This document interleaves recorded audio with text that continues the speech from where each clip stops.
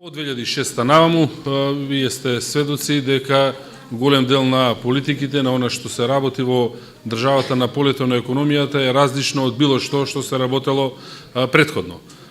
Се разбира, некогаш треба да помине малку и време за сите тие измени да се видат, да се ефектуираат во пракса, но еве да ве подсетам за дел од она што беше направено. Прво се пристапи кон едно драстично намалување на даноците. Денеска Македонија е земја со можеби најниски даноци во Европа, сигурно со меѓу најниски даноци во свет. Се намали данокот на добивка на компаниите, се намали персоналниот данок. Порано за оние што се постари се сеќаваат, имаше прогресивен данок, односно луѓето што заработуваа нешто повеќе плаќаа поголеми износи. Сега тој е намален, изнесува само 10%. За илустрација, во речи сите држави развиени, тоа е 30 до 40%. Значи, се направи едно драстично намалување на даноците. И за компаниите, и за физичките лица. Се почна со намалување на данокот на додадена вредност, значи на низа на производи, почнувајќи од лековите, од земјоделските производи, од компјутерите, од софтверот, значи низа на работи кои што има данок од 18%, се намали данокот на 5%, дел од нив се ослободија целосно данок, со цел повторно на народот му се овозможи да купува производи по поевтини цени.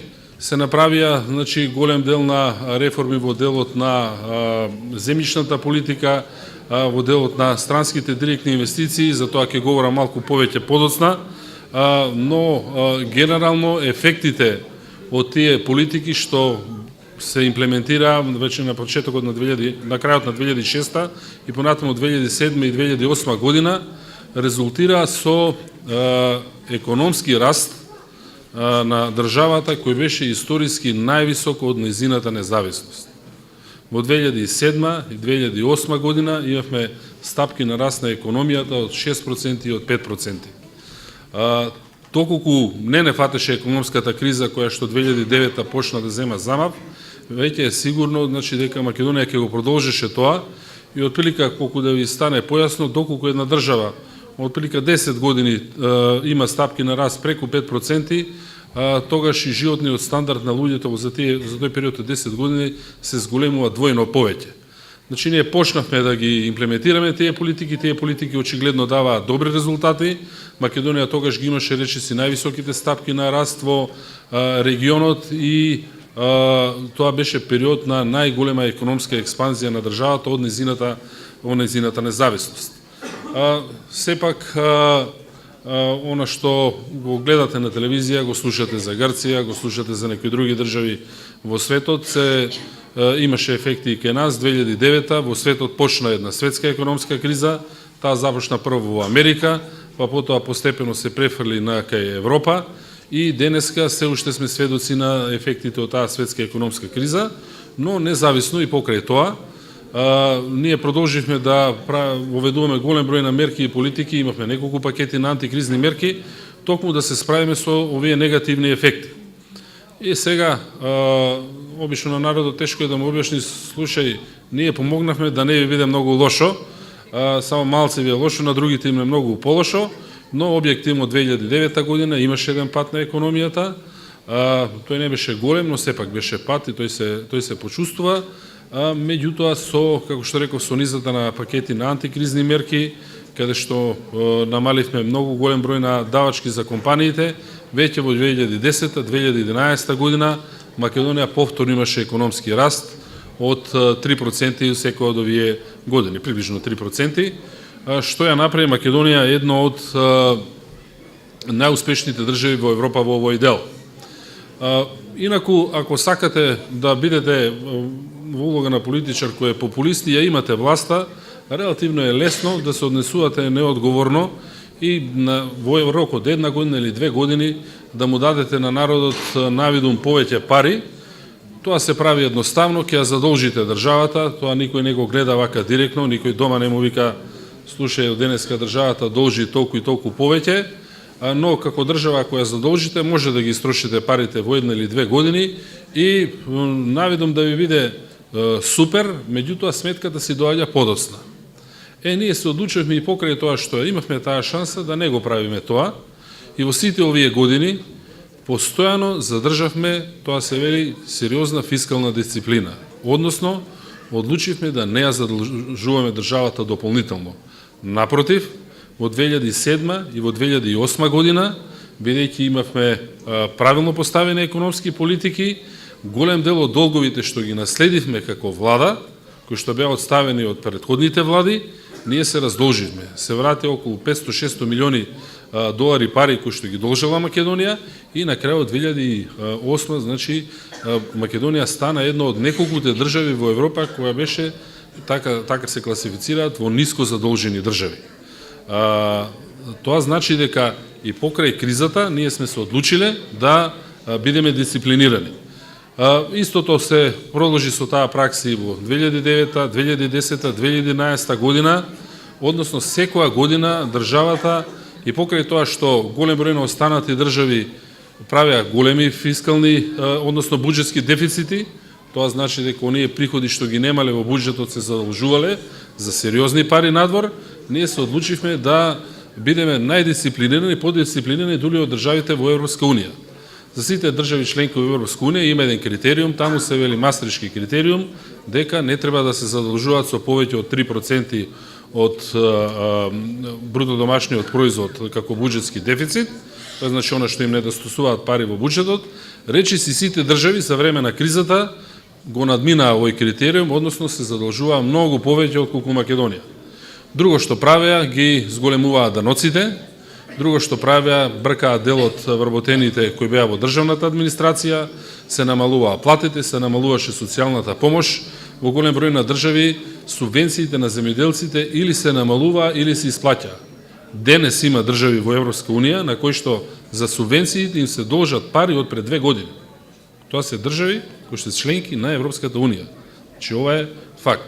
Сепак, значи и за време на кризата од 2009, 2010, 2011 навака ние ја задржавме фискалната дисциплина, значи не се задолжувавме повеќе и ниту зголемивме некој данок, нити намалувавме државна помош. Напротив, дури во овие години продолживме да ги зголемуваме субвенциите за земјоделците, уведовме на пракса, нели, ги зголемувавме и платите во јавната администрација, се зголемија пензиите, се зголемува социјалната помош.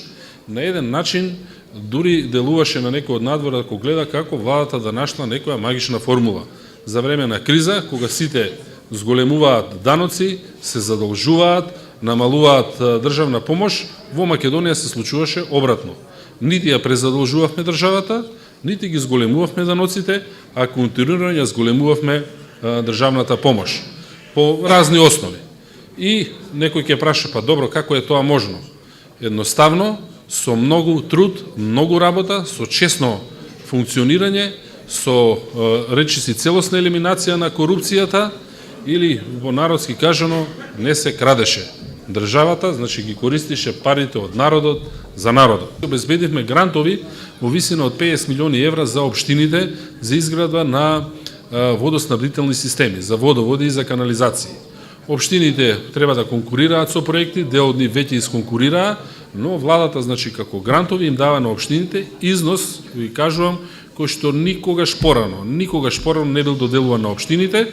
Ние се одлучивме, земавме, значи, најдовме средства, изнајдовме средства во буџетот и со тоа на голем број на општини им помагаме, се уште сме во таа фаза да го решат проблемот со водоснабдување. Во делот, останувам се уште кај инфраструктурата, во делот на железницата, започнуваме, односно реализираме две активности. Имено во овој момент железница која што реално активно се користи најмногу е повторно по коридорот 10, значи север-југ. Таа железница во изминатите 15-16-20 години била одржувана на едно минимално ниво, што се вели само возот да не испадне од чините. Меѓутоа, некакви посериозни зафати не биле преземани.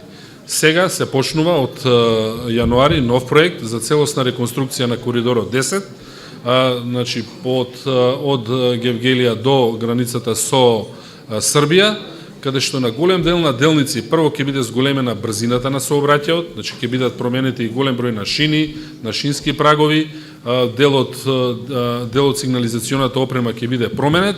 Тоа е проект од околу 18 милиони евра, но железницата што е по овој коридор ќе се биде една нормална железница и нема веќе да се патува на некои делници со возот се вози денеска со брзини од 30 км на час, за да не испадне возот.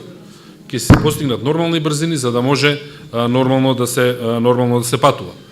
Обезбедивме и финансирање, значи влегуваме во првата фаза за еден фамозен проект кој што беше почнат од СДСМ, тоа е железничката пруга со Бугарија. Има една од делниците, таа од Куманово до Белјаковце, за која што очекуваме следната година веќе да се почне со работа. Тоа значи дека финансирањето целосно го обезбедивме, проектот е направен, едноставно сега само се бира компанија, тендерот е во тек на кој што ќе биде избран изведувач кој што ќе ги врши овие работи. Денеска имавме, токму како што ви најавив, за тоа и беше достојањето на владата, ја донесувавме 5-годишната програма, прв пат во историјата на Република Македонија за субвенции во земјоделието. И за време на програмата, само ќе ви кажам, еден од земјоделците вика, бидејќи имавме покането поголем број на луѓе, вика, ние вака гледаме на оваа работа и како ВМРО ДПМН пристапува. Вика, кога Клюсев ја формираше својата прва влада, вика, он направи да има некакви субвенции земјоделците. Дојде Бранко, вика, ги укина сите субвенции. После, вика, дојде другата влада на ВМРО ДПМН, на Љупчо Георгиевски, тие пак поведоа субвенции. Дојде уште еднаш владата на СДСМ 2002, тие ги укинаа субвенциите. Пак дојде владата на ВМРО ДПМН, значи 2006 повторно се уведоа субвенциите. Значи, една работа што може да се каже дека е карактеристика константна на ВМРО ДПМН, тоа е грижата за земјоделците и тоа не преку зборови.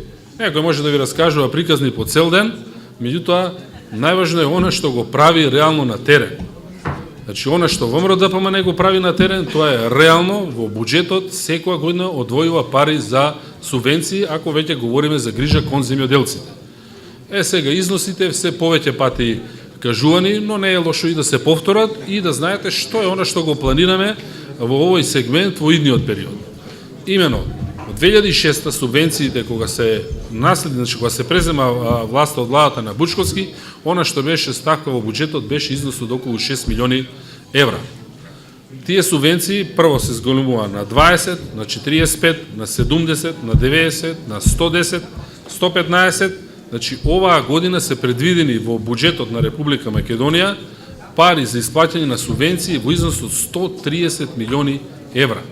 Значи, износ од 130 милиони евра е оваа година, а оно што го планираме во наредните 5 години е овој износ да се зголемува постепено и збирно гледано очекуваме дека некаде ќе бидат исплатени околу 700 милиони евра. Тоа е грижа за земјоделците, тоа е начин како една политичка партија која е на власт покажува кој е пристапот и како гледа на земјоделците. Но нас грижата не е само на земјоделците да им обезбедиме пари, бидејќи вие може да им дајате субвенции, но доколку нема земја, не може таа да се одгледува, џабе се субвенциите. Од тие причини, она состојба што ја наследивме, да имаше преку 200.000 хектари необработена земја, плодна земја која беше необработена, голем дел од неа беше во државна собственост, тоа беше една од главните чекори во секторот на земјоделие, се спроведува низа на мерки, на постапки со кои преку јавни огласи земјата им ја дадовме на земјоделците. Знае и министерот, сите знаеме владата, дека во тој процес понекогаш дел од земјата завршува и кај луѓе што не се земјоделци. И дека некој што можеби не заслужил или не од тоа место, или не ги исполнува сите услови, не успел да прикаже документи, дека му припаѓа или се стекнува со право да обработува земјиште, да го обработува земјиштето, добил таква земја. Но, сепак, да не го мешаме злоупотребата со она што значи политика. Она што ние сакаме да го направиме е целата земја која е на располагање да им биде дадена на оние кои што реално сакаат да се занимаваат со неа. И од тие причини сета она слободно земјиште што е останато ќе биде во континуитет давано за користење, дали под концесија, дали како плодоуживање, но идејата ни е целото да биде ставено во употреба. Сега, добро е да имате земјиште, добро е да имате субвенции, но оние кои што се бават со земјоделие знаат дека една од најважните компоненти е да имате и вода. Доколку земјиштето не е наводнувано, приносите се драстично помали. Од тие причини направивме во изминатиот период, тоа е во делот на инфраструктурата, неколку инвестиции во изградба на водоснабдителни на системи за наводнување, но во наредниот 5-годишен период многу поголем дел од средствата во делот на помош кон земјоделците ќе бидат токму кон изградба на вакви системи за наводнување. Но не треба да се грижите, тоа не значи дека износите на субвенции ќе се намалуваат, имено речи си секоја година за секоја од културите, за оние бидејќи нели програмата има многу ставки, да не одам сега за секоја ставка по ставка, меѓутоа може да бидете сигурни дека износите кои што сте ги добивале до сега ќе ги добивате и понатаму, постепено кај некои од културите понатаму ќе има зголемување на износите, но ќе пристапиме и кон уште една работа. Нас ни е целта да не само нели земјоделци да добијат средства, туку за тие средства реално да испорачаат и квалитетни производи и да имаме висока продуктивност. Затоа дел од субвенциите постепено понатаму ќе ги врзуваме со тоа да се употребува квалитетен сертифициран семенски материјал, да се употребува квалитетно ѓубриво и да се употребуваат современи агротехнички мерки, значиорање на време, прскање на време и слично со цел да имаме зголемени приноси. Може би не е лошо за потсетување на проекти што се реализирани во општина Чашка. Поставен е нов асфалт од Велес кон Чашка во должина од 7 км. Тоа е проект од околу 10 милиони денари. Поставен е нов асфалт на регионалниот пат кон Богомила во должина од 6 км. Поставен е нов асфалт и проширен е патот кон село Лисиче, на местото каде што беше комплетно однесен во должина од 600 метри. Изграден е нов асфалтен пат кон селата Деново, Горно и Долно Јаболчиште во должина од 10 км. Значи, ова е она што ви го зборев пред малку. Дали сакате вакви патишта или ќе беше побитно да се направи некоја секција од патот да биде автопат. Ние сметавме дека ова биде. Направено е ново големо фудбалско игралиште во населеното место Чашка. Обезбедено компјутер за секој дете во училиштата во општина Чашка. Проектот во делот на образованието, бесплатен превоз на учениците, тоа се реализира и во општина Чашка. Изградена е нова училишна зграда во село Горно Врановци. Она што го спомна министерот за здравство, реконструкција на болницата за белодробни заболувања Јасеново и опремување со сета опрема. Тоа е проект од 2 милиони евра. Отворен дневен центар за престој на стари лица во Богомил и населено место Чашка. Отворена е народна кујна за 70 социјално загрозени граѓани на општина Чашка. Во цело се исплатени субвенциите на земјоделците во општина Чашка. Отворена е канцеларија за развој на земјоделството.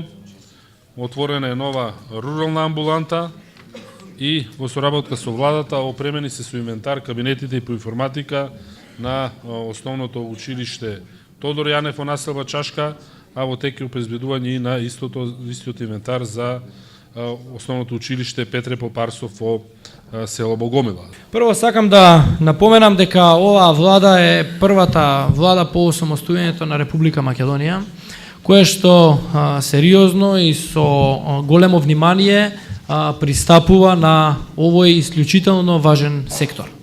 Доказ за тоа е фактот дека пред да почне оваа влада да инвестира во здравството, инвестициите во здравството беа минорни и како резултат на тоа имавме сериозно застарена опрема, сериозно нарушена здравствена инфраструктура, стари амортизирани амбулантни возила и така натаму. А исто така и во еден подолг период воопшто не се водеше сметка за обновата на човечките ресурси, односно за фактот дека постојано не се водеше сметка за оние лекари кои што одат во пензија и не се обновуваше, односно не се вработуваа нови на нивно место. Оваа влада за прв пат презема чекори за сериозна промена на оваа ситуација, со тоа што отпочна еден би рекол најголем проект досега во историјата на Република Македонија во тој дел за набавка на медицинска опрема потребна за сите здравствени установи во Република Македонија. Спроведе еден мега капитален проект во кој што набави опрема во вредност од над 100 милиони евра. И тоа беше набравена најсовремена опрема, магнетна резонанца, компјутерски томографи, 4D, ехокардиографи, нови хируршки столови, монитори за опремување на интензивните неги и многу други современи апарати кои што претходно или беа застарени или во некои делови воопшто ги немаше или не остасува. Порано во цела држава имавме само една магнетна резонанца која што повремено работеше, сега имаме во државата 6 распределени во повеќе региони. Исто така и за компјутерска томографија, ова се сериозни апарати кои што овозможуваат многу брза и прецизна диагностика и на тој начин овозможуваат рано откривање на болестите, а со тоа и поуспешно нивно лекување. Следен проект на кој што оваа влада сериозно обрна и се уште обрнува внимание е инвестицијата во здравствената инфраструктура. Затекнавме здравствени установи кои што беа во прилично лоша инфраструктурна кондиција, би рекол, затоа што долго време или повеќе децении воопшто не се инвестирало во овие здравствени установи. Најдобар пример за тоа е една здравствена установа која што е во непоследна близина на Чашка, тоа е специјалната болница за белодробни заболувања во Јасеново, која што е изградена во далечната 1948 година. И од 1948 година до денеска практично скоро и да немало посериозни инфраструктурни зафати. Тоа беше еден објект кој што беше прилично стар, а од друга страна објект кој што е доста користен не само од граѓаните или жителите на овој регион, него и од граѓаните на цела Република Македонија, имајќи предвид дека станува збор за специјална болница. Оваа влада одлучи тоа да го промени и иницираше отпочнување со еден проект за целосна реконструкција на специјалната болница во Јасеново.